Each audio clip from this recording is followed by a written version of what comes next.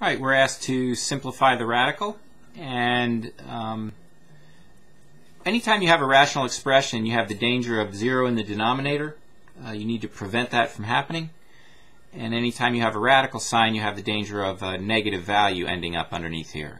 Neither of those cases is acceptable.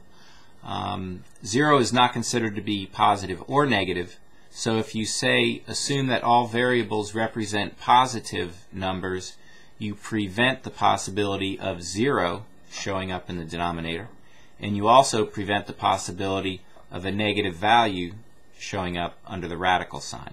Okay? When you're trying to simplify these, if you have a perfect square such as 64 or x to the 6th, you can just take the square root. But 37, y to the 9th, neither of those is a perfect square. You're going to see what you can do. So let's see. I think I'll give myself a little more room. 37, if I could write that as 2 factors or more, I would, but it happens to be a prime number. So we're going to end up with much the same thing that we have. There's our 37, 64x to the 6th. But y to the 9th, I can rewrite that as a factor, or as the factors of y to the 8th times y. Okay? Y to the 8th times y is the same thing as y to the 9th, but y to the 8th is a perfect square. Okay? So now in solving this,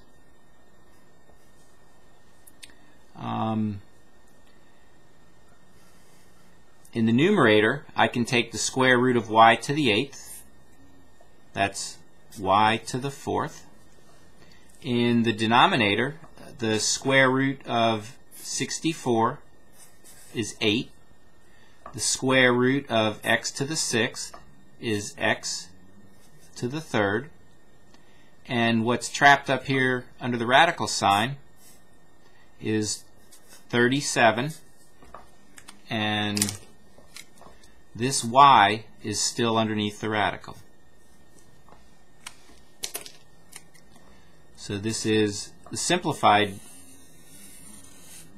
form of the original expression.